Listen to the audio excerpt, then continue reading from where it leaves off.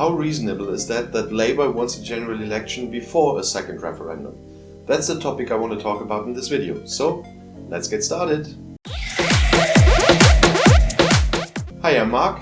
Welcome back to my channel and welcome back to another Brexit video. In a speech this week, and generally we hear that Jeremy Corbyn wants to have a second referendum after a general election. But how reasonable would that plan be? As we know at the moment, in the polls, the Conservatives are standing much higher than Labour. I made a video about the chances for Labour to win an election with the kind of Brexit manifesto they have at the moment.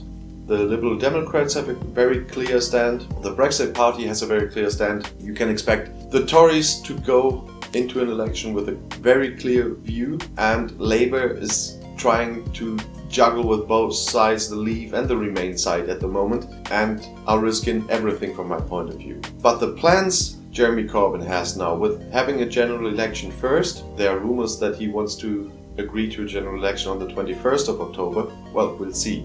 It would be a little bit too early from my point of view, and doing that without a vote of no confidence and just agreeing Boris Johnson his election.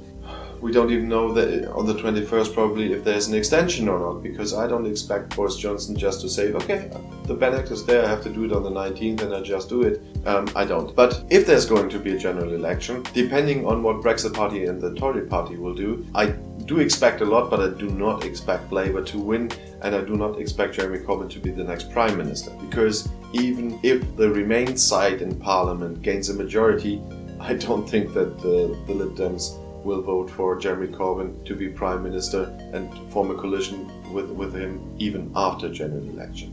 And so the plan to have a second referendum on a negotiated deal that Jeremy Corbyn wants to negotiate as Prime Minister, and the other option Remain, is something that from my point of view will never happen. The only thing that will happen if you have a general election before a second referendum will be that there is a general election. And a general election will either end up with a hung parliament again, or with a Conservative win, if there's a general election in case of an extension. And so the second referendum will never happen. If a second referendum is the plan of the opposition, they can't want a general election. So from my point of view, the only thing you can achieve with an early general election is a no-deal Brexit, because that is the only chance for Boris Johnson now to get his no deal. If the Conservatives get a general election, and if they are going for a no-deal Brexit in their campaigning and cooperating with the Brexit Party, there is quite a possibility that the Conservatives will win and that Boris Johnson will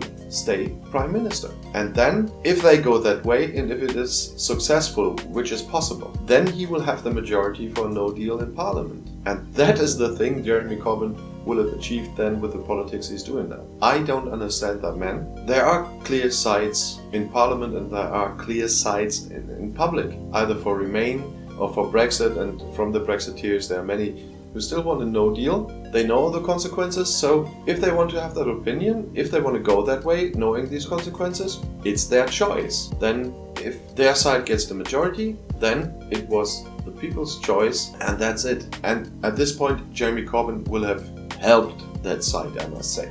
And I will never understand why Jeremy Corbyn does that. Well, we know he wanted Brexit, but he wants his Brexit. But with the politics he's doing at the moment, he will never get his Brexit, the way he's dealing with that.